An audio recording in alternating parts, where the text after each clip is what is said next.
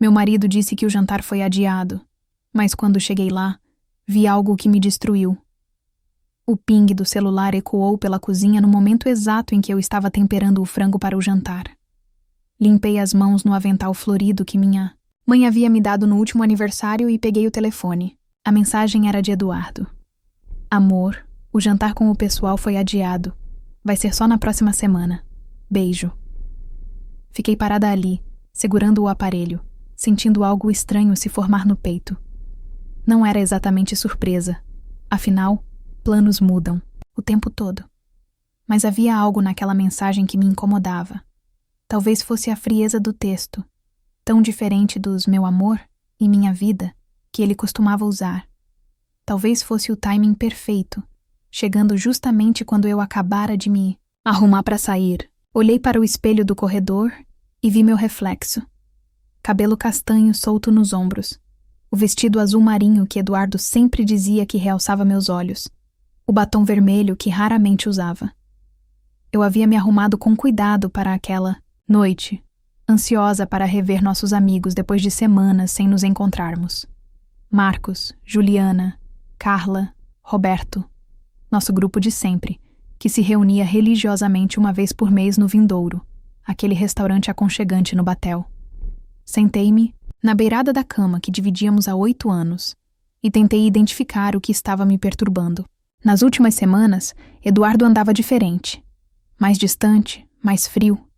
Chegava tarde do trabalho na construtora, sempre com uma desculpa pronta. Reuniões que se estendiam, clientes exigentes, projetos urgentes. Quando chegava em casa, mal, me olhava nos olhos, mergulhava no celular ou ligava a televisão. Ontem à noite, quando tentei conversar sobre nossos planos para as férias, ele mal respondeu. Murmurou algo sobre "vamos ver" e subiu para o quarto. Dormi sozinha na sala, fingindo que havia adormecido assistindo a novela. Peguei o celular novamente e digitei uma resposta. Tudo bem, amor. Que pena. Estava ansiosa para ver todo mundo. Beijo. Hesitei antes de enviar. Meus dedos pairaram sobre o teclado e, por um momento, considerei perguntar quem havia cancelado ou por que não me ligou para contar pessoalmente. Mas algo me impediu. Uma voz pequena e teimosa sussurrava que eu não queria saber a resposta. Enviei a mensagem e fui até a cozinha desligar o forno. O frango ficaria para amanhã, ou talvez para nunca. Ultimamente, Eduardo mal tocava na comida que eu preparava, sempre alegando que havia comido alguma coisa no trabalho. Sentada no sofá da sala, contemplei a noite que se abria à minha frente. 8 horas da noite de uma sexta-feira, sem planos, sem marido, sem perspectiva. Liguei a televisão, mas as imagens passavam borradas na minha frente. Minha cabeça estava em outro lugar, tentando encaixar as peças de um quebra-cabeça que eu não queria montar. Foi então que a ideia surgiu, súbita e clara como um raio. Por que não ir até o restaurante mesmo assim? Se o jantar havia sido realmente cancelado, eu poderia jantar sozinha, tomar uma taça de vinho, aproveitar a noite que havia planejado. E se por acaso encontrasse alguém conhecido, seria uma surpresa agradável. Ou talvez não. Peguei a bolsa e as chaves do carro, meu coração batendo mais forte do que o normal. Enquanto dirigia pelas ruas de Curitiba, tentei me convencer de que estava sendo paranoica. Eduardo era meu marido, meu companheiro, o homem que havia me pedido, em casamento numa noite chuvosa como esta, prometendo me amar para sempre. Ele não me mentiria. Não sem motivo. Mas então por que minhas mãos tremiam no volante? O Vindouro ficava a 20 minutos de casa, e durante todo o trajeto, travei uma batalha interna. Metade de mim queria voltar para casa, tomar um banho, quente, e esquecer aquela sensação estranha. A outra metade, porém, precisava saber. Precisava ter certeza de que estava enlouquecendo, de que meus medos eram infundados. Estacionei na rua em frente ao restaurante, sob um poste de luz que iluminava parcialmente meu carro.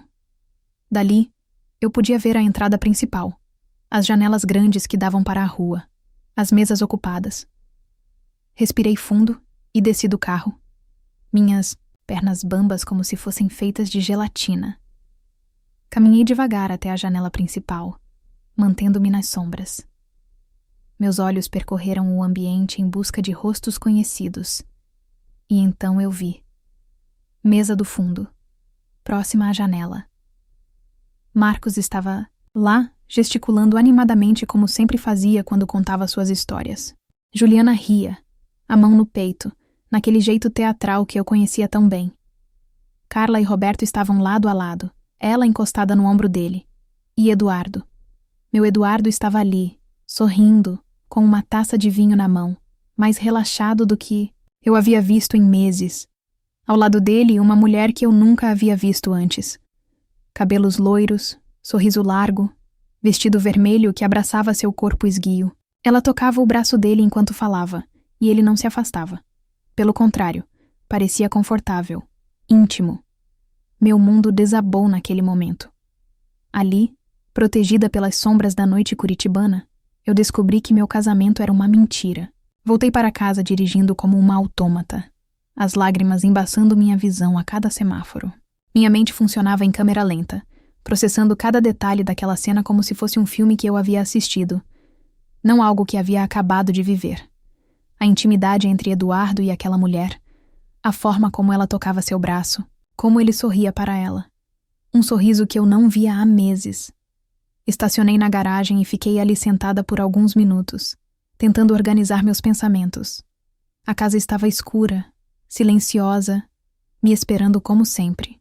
Mas agora ela parecia diferente, como se tivesse se tornado um cenário falso, um palco onde eu havia representado o papel de esposa feliz durante todos esses anos. Entrei pela porta da cozinha, liguei apenas a luz da bancada e me servi um copo de água. Minhas mãos tremiam tanto que derramei metade no chão. Sentei-me à mesa onde Eduardo e eu tomávamos café todas as manhãs, onde planejávamos nossos fins de semana, onde eu corrigia provas enquanto ele lia seus projetos. E então, como uma represa que se rompe, as memórias começaram a fluir. 3 meses atrás, Eduardo havia chegado em casa com um perfume diferente na roupa. Quando perguntei, ele disse que uma colega havia esbarrado nele no elevador. Na época, achei engraçado, até brinquei que ele estava irresistível. Como pude ser tão ingênua? 2 semanas depois, ele começou a deixar o celular virado para baixo. Sempre. Mesmo durante o jantar, mesmo quando assistíamos televisão juntos. Quando perguntava quem estava mandando mensagem, ele respondia com um "é trabalho", automático, sem nem olhar para o aparelho. Mês passado, ele havia cancelado nosso jantar de aniversário de namoro. 8 anos desde nosso primeiro encontro, e ele havia esquecido completamente. Quando lembrei, ele se desculpou exageradamente. Disse que estava estressado com um projeto. Da construtora prometeu compensar. Nunca compensou. Levantei da mesa e fui até nosso quarto. Nosso. A palavra soava estranha agora. Abri o armário e olhei para as roupas dele, organizadas por cor como eu sempre fazia. Quando foi a última vez que ele notou esse carinho? Quando foi a última vez que ele notou qualquer coisa que eu fazia? Sentei-me na cama e peguei o telefone. Uma parte de mim queria ligar para ele, confrontá-lo imediatamente. Queria gritar, chorar, exigir explicações. Mas uma voz mais sábia me dizia para esperar, para pensar, para investigar. Abri nosso extrato bancário no aplicativo do banco. Havia saques que eu não reconhecia, gastos em restaurantes nos horários em que ele deveria estar trabalhando, flores compradas numa floricultura do centro, flores que nunca chegaram em casa. Cada descoberta era uma facada, cada mentira desvendada, uma traição renovada. Fui até a estante da sala e peguei nosso álbum de casamento. Folheei as páginas devagar, vendo nossos sorrisos radiantes, nossos olhares apaixonados. Eu estava linda naquele dia. Ele estava lindo. Parecíamos um casal saído de um filme romântico. Que casal éramos agora? Minha mãe sempre dizia que casamento era como cuidar de uma planta. Todos os dias você precisa regar, dar atenção, carinho. Nos últimos meses, sentia como se eu fosse a única regando nossa relação, enquanto Eduardo já havia desistido da jardinagem. Lembrei da nossa lua de mel em Gramado. Caminhávamos de mãos dadas pelo centro da cidade, ele sussurrando no meu ouvido que eu era a mulher da vida dele. Prometemos que sempre seríamos sinceros um com o outro, que nada nem ninguém seria mais importante que nosso amor. Que promessas vazias. O som da chave na fechadura me assustou.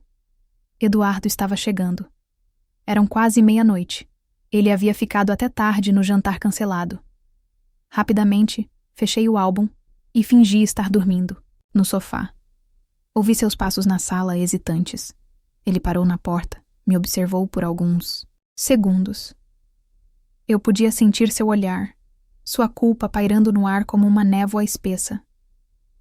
Depois, ele subiu para o quarto. Ali, fingindo dormir, decidi que não seria mais a esposa que fingia não ver. Não seria mais a mulher que ignorava os sinais para preservar uma ilusão. Meu casamento estava morto, mas eu ainda estava viva. E pela primeira vez em meses, senti que tinha o direito de descobrir a verdade completa, mesmo que ela me destruísse, por completo. Acordei no sofá com o corpo dolorido e os olhos inchados. Eduardo já havia saído para o trabalho, deixando apenas o cheiro do seu café e um bilhete na mesa da cozinha. Bom dia, amor. Tenho reunião até tarde hoje. Beijo. Amassei o papel entre os dedos, sentindo uma mistura de raiva e tristeza. Durante 8 anos, eu havia sido a esposa perfeita. Organizava a casa, cuidava das finanças, lembrava dos aniversários dos sogros, preparava jantares românticos. Enquanto isso, Eduardo construía uma vida paralela que eu nem suspeitava existir. Liguei para o colégio e avisei que estava doente. Pela primeira vez em 5 anos de carreira, menti para faltar ao trabalho, mas eu precisava de tempo, precisava de respostas. Comecei minha investigação pelo notebook dele. Eduardo nunca havia sido paranoico com senhas. Usava nossa data de aniversário para tudo. Que ironia. Sentei-me na mesa do escritório e abri seu e-mail pessoal, meu coração batendo como se fosse cometer um crime. Não precisei procurar muito. Lá estava ela, Priscila Santos. Dezenas de e-mails trocados nos últimos 4 meses. Comecei a ler, e cada mensagem era como um soco no estômago. Edu, ainda estou sentindo seu cheiro na minha pele. Priscila, você me deixa louco. Mal posso esperar para te ver hoje. Ontem foi incrível. Você é tudo que eu sempre quis em um homem. Eu li tudo. Cada palavra, cada declaração de amor, cada plano que faziam juntos. Eles se encontravam no apartamento dela, uma cobertura no Água Verde. Falavam sobre viagens que queriam fazer, sobre um futuro que não me incluía. Em uma das mensagens, Eduardo escreveu: preciso encontrar coragem para terminar com Fabiana. Ela merece a verdade. Pelo menos nisso ele tinha razão. Eu merecia a verdade. Continuei investigando e encontrei comprovantes de presentes que ele havia comprado para ela. Joias, perfumes, jantares em restaurantes caros. Tudo pago com nosso dinheiro. Nosso dinheiro que eu economizava cuidadosamente, sonhando com a reforma da casa ou com aquela viagem à Europa que sempre adiávamos. Meu celular tocou. Era Tatiane, minha melhor amiga desde a faculdade. Fabi, você está bem? Sonhei com você essa noite e acordei preocupada. Tatiane sempre teve essa intuição apurada. Contei tudo para ela, entre soluços e pausas para respirar. Ela ouviu em silêncio, apenas murmurando palavras de apoio. Filha, você precisa sair daí hoje. Vem para minha casa. Não posso, Tati. Preciso resolver isso com ele. Fabi, você precisa se proteger primeiro. Esse homem mentiu para você durante meses. Não sabemos do que ele é capaz. Ela tinha razão, mas eu não conseguia sair. Ainda não. Precisava olhar nos olhos dele e ouvir a verdade da boca dele. Passei o resto do dia coletando evidências, organizando documentos. Imprimi os e-mails mais comprometedores. Fotografei os comprovantes. Anotei datas e horários. Não sabia bem para que serviria tudo aquilo, mas sentia que precisava estar preparada. Às 5 da tarde, recebi uma mensagem de Eduardo. Amor, vou chegar mais tarde hoje. Reunião se estendeu. Mais uma mentira. Segundo os e-mails, ele estava indo encontrar Priscila, Olhei para meu reflexo no espelho da sala. Meus olhos estavam vermelhos, meu rosto pálido. Eu parecia uma sombra de mim mesma. Quando havia sido a última vez que me senti bonita? Quando havia sido a última vez que Eduardo me olhou com desejo, com amor verdadeiro? Sentei-me no chão da sala e comecei a chorar. Não aquele choro controlado da noite anterior, mas um choro profundo, visceral. Chorei pela mulher que eu havia sido, pela confiança que havia perdido, pelos planos que nunca se realizariam. Mas no meio das lágrimas, algo começou a crescer dentro de mim. Não era apenas dor. Era raiva. Uma raiva limpa, cristalina, que me dava força. Eduardo havia feito sua escolha. Havia escolhido mentir, trair, destruir nosso casamento. Agora era minha vez de escolher.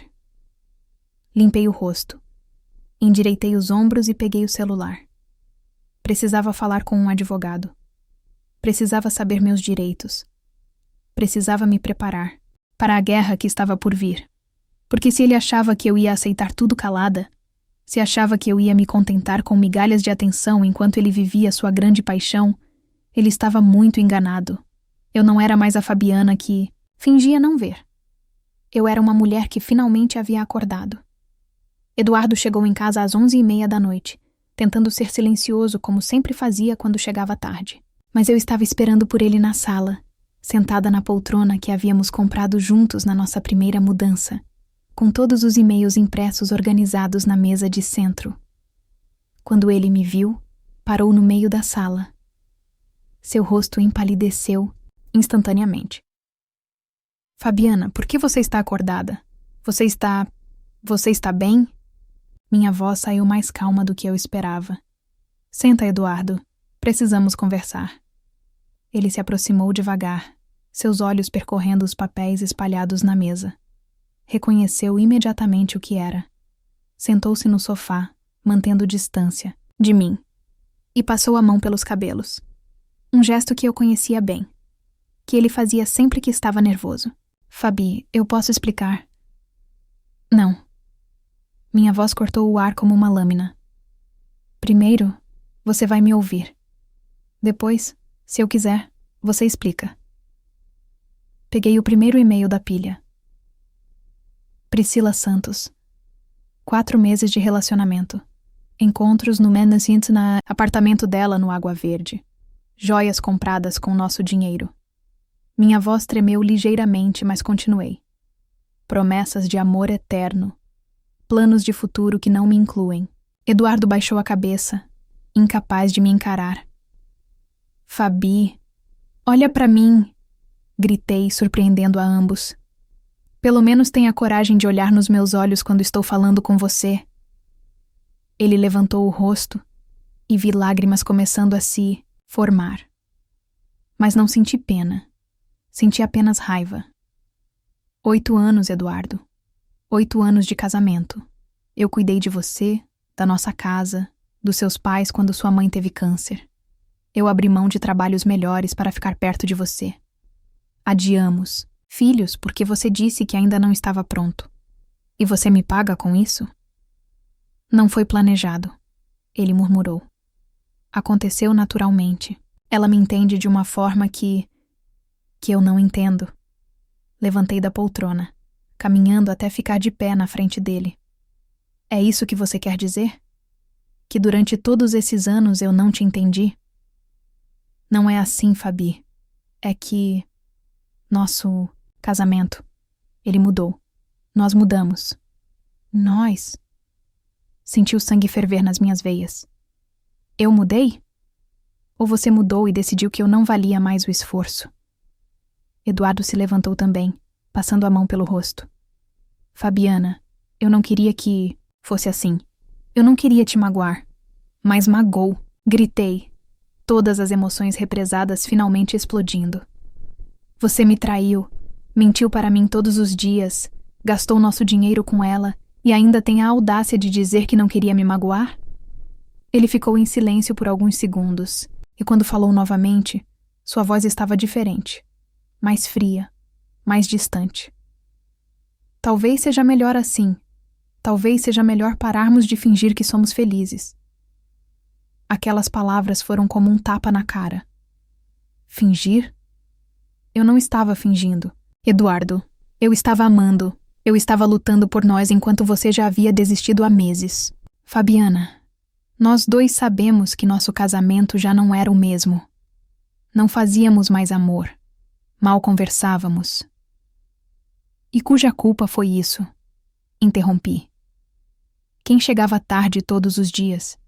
Quem vivia grudado no celular? Quem cancelou nossos planos românticos? Eu tentei, Eduardo. Deus sabe como eu tentei salvar nossa relação. Ele suspirou profundamente. Eu me apaixonei por ela, Fabi. Não posso mudar isso. A simplicidade cruel daquela confissão me deixou sem ar por um momento. Não havia remorso na voz dele. Não havia pedido de desculpas.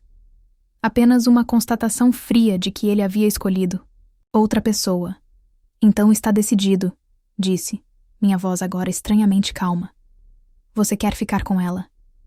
Eu acho que seria melhor para todos nós. Caminhei até a mesa e peguei todos os papéis, organizando-os cuidadosamente. Muito bem. Amanhã cedo eu procuro um advogado. Quero o divórcio. Eduardo pareceu surpreso com minha reação. Talvez esperasse que eu implorasse, que chorasse, que tentasse salvá-lo. Fabiana, não precisa ser assim. Precisa sim. Olhei para ele uma última vez, memorizando seu rosto, encerrando mentalmente 8 anos da minha vida. Você fez sua escolha. Agora eu fiz a minha. Subi para o quarto, peguei uma mala e comecei a guardar minhas coisas. Eduardo ficou parado na sala, observando o fim de tudo que um dia havíamos construído juntos. Pela primeira vez em meses, eu me sentia livre. 6 meses depois, eu estava sentada na varanda do apartamento que dividia com Tatiane no Cabral, tomando café e revisando um manuscrito da editora Positivo, onde agora trabalhava como revisora literária.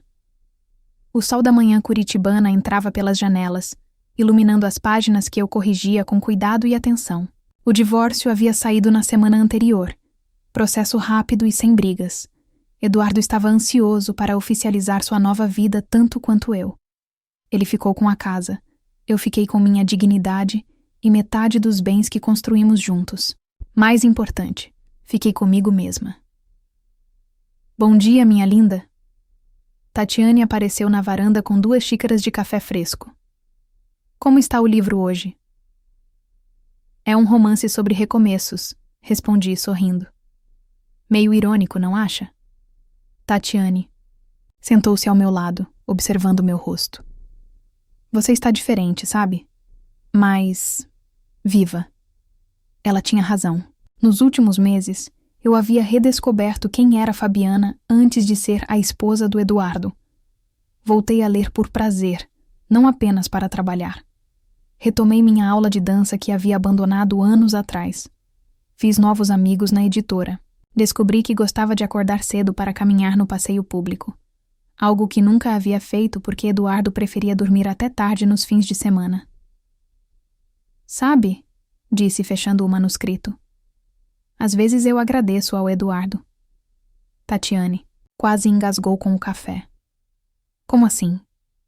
Se ele não tivesse me traído, eu provavelmente teria passado o resto da vida sendo uma versão apagada de mim mesma, cuidando dele, da casa, vivendo a vida que ele queria viver. Era verdade. Nos primeiros dias após a separação, eu havia me sentido perdida, como se não soubesse mais quem era sem um marido para cuidar. Mas devagar, dia após dia, fui me reconectando comigo mesma. Lembrei que gostava de filmes franceses, que adorava cozinhar pratos novos, que tinha sonhos próprios que havia guardado numa gaveta há anos. E o trabalho? Está gostando? Amo, respondi sem hesitar. Ontem revisei um livro de contos de uma autora gaúcha incrível. Me fez lembrar porque me apaixonei pela literatura. Na escola onde dava aulas, meus alunos haviam notado a mudança. Professora, a senhora está mais animada, disse Amanda, uma das minhas alunas do 3º ano na semana passada. Eu estava mesmo. Voltei a me empolgar com as aulas, a criar projetos novos, a inspirar meus estudantes da forma como sempre havia sonhado. Meu celular tocou. Era uma mensagem de um número desconhecido. Oi, Fabiana. Sou o Dr. Marcos, do escritório de advocacia. Consegui aquela informação que você pediu sobre o curso de Direito da Família. Quando quiser conversar, me avise. Sorri. Havia decidido fazer uma pós-graduação em Direito da Família para ajudar outras mulheres que passavam pelo que eu havia passado. Queria usar minha experiência para algo construtivo, transformar minha dor em propósito. Novidades? Perguntou Tatiane, curiosa. Talvez eu volte a estudar, contei sobre meu plano. Quero ajudar outras mulheres. Quero que elas saibam que é possível recomeçar. Tatiane sorriu, seus olhos brilhando de orgulho. Você é incrível, Fabi. Sério. Em 6 meses você virou sua vida de cabeça para baixo e saiu mais forte. Levantei e fui até o espelho da sala. A mulher que me olhava de volta era diferente daquela que havia descoberto a traição naquela noite no restaurante. Meus olhos brilhavam novamente. Meu sorriso era genuíno. Eu havia cortado o cabelo numa camada mais moderna, comprado roupas que me faziam sentir bonita, não apenas adequada.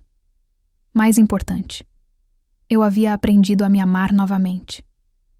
Na semana passada, cruzei com Eduardo no supermercado. Ele estava com Priscila, empurrando um carrinho como um casal comum. Quando me viu, ficou sem graça. Murmurou um "oi", constrangido. Priscila me olhou com curiosidade e um pouco de culpa. Cumprimentei, os dois educadamente, e segui minha vida. Não senti raiva nem tristeza. Senti apenas nada.